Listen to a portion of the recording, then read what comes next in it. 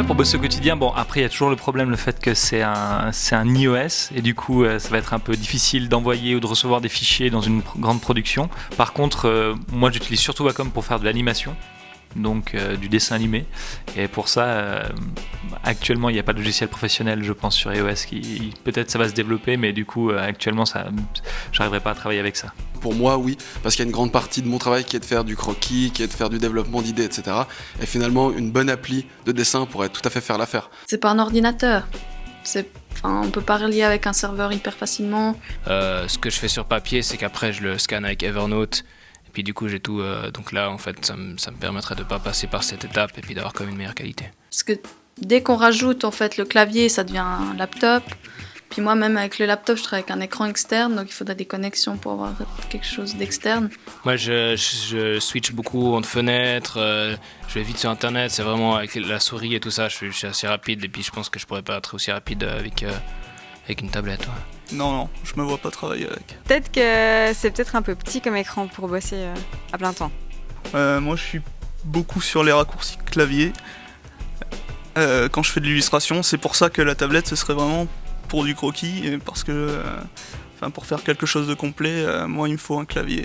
Alors il faudrait que mon chef soit tout à fait au courant de ce que ça implique, c'est-à-dire qu'on ne peut pas avoir ce genre de résultat-là avec ce genre de matériel, pour l'instant, je pense, avec ce logiciel en tout cas. Je pense pas, je pense que je suis pas capable de faire des choses assez propres et assez terminées directement sur l'iPad comme ça.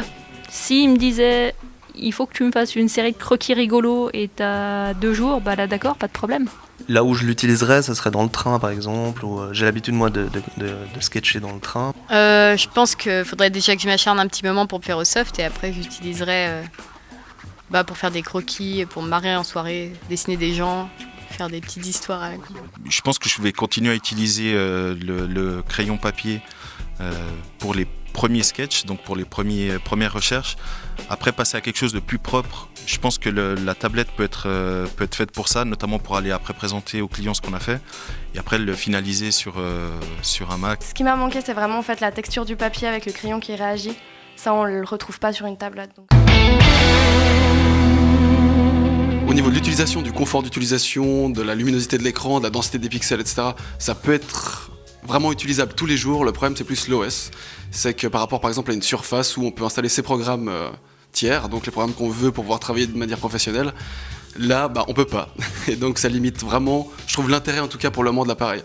Mais je pense que ça peut être le carnet de croquis d'un professionnel dans le domaine du développement visuel, sans problème. Je pense que c'est un outil qu'on peut facilement prendre avec soi pour prendre des notes lors de cours ou prendre des croquis. C'est ce qui m'arrive souvent, je fais souvent ça sur papier. L'avantage, c'est qu'on peut se balader partout, il y a une belle autonomie.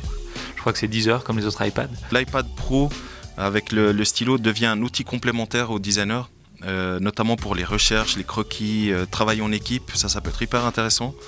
Mais je pense pas que ça va remplacer dans l'immédiat un Mac ou...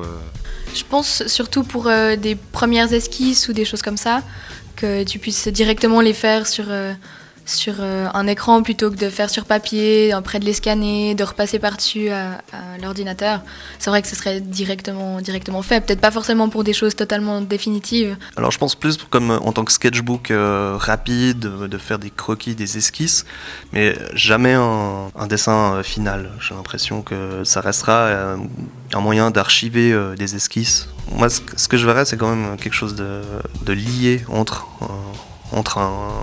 l'ordinateur où on fait la sortie finale et puis ça. Je pense que ça pourrait remplacer le scanner, en fait. Si d'un coup on fait un schéma pendant une conférence ou un wireframe, un truc comme ça, ça peut être pratique parce que on l'envoie sur l'ordi, par mail, etc. Et il n'y a pas besoin de passer par l'étape scan ou photo.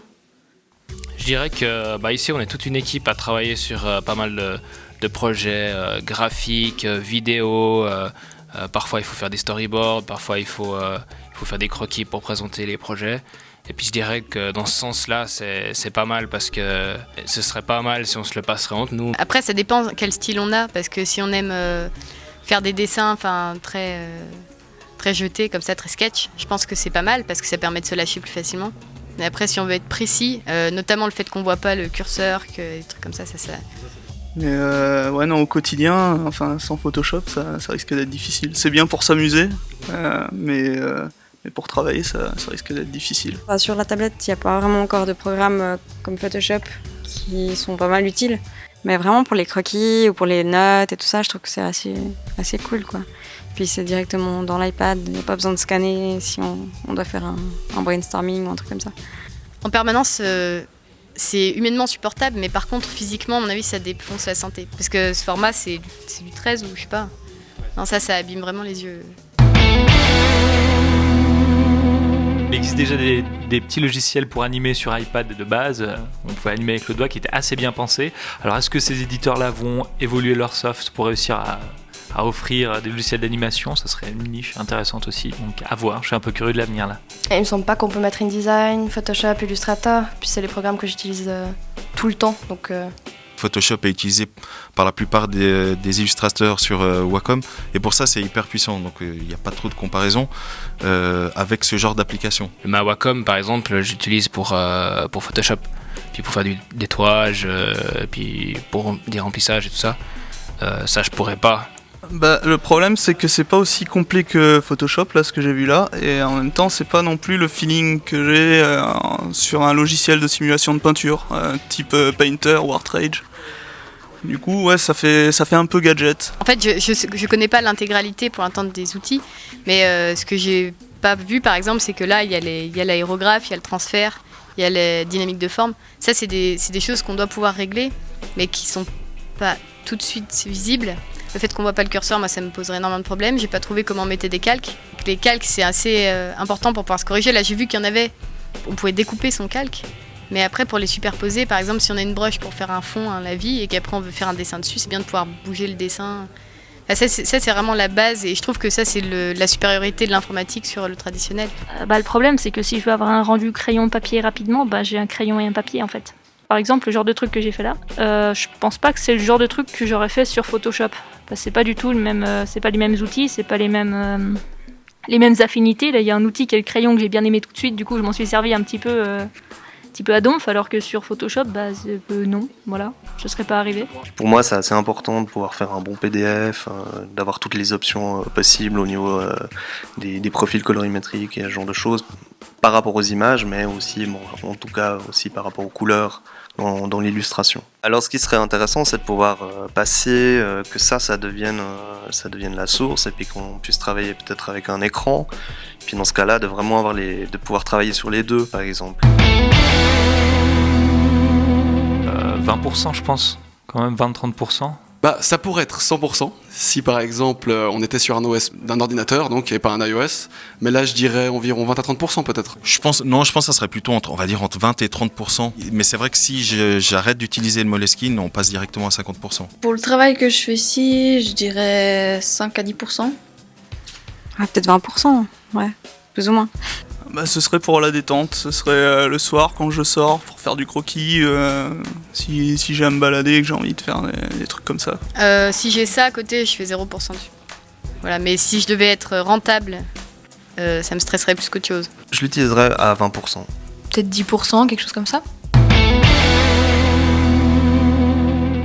Je pense que oui, parce que là, étant indépendant, souvent, on contrôle pas quand certaines idées arrivent, et d'avoir tout le temps son iPad avec soi, pouvoir monter un projet, une idée d'un projet comme ça tout de suite sur le coup, même si on a des placements à l'extérieur en week-end, ça, je pense, c'est vraiment une très bonne chose. C'est comme un investissement pour la société, donc ça veut dire que je vais l'utiliser dans le processus créatif, etc.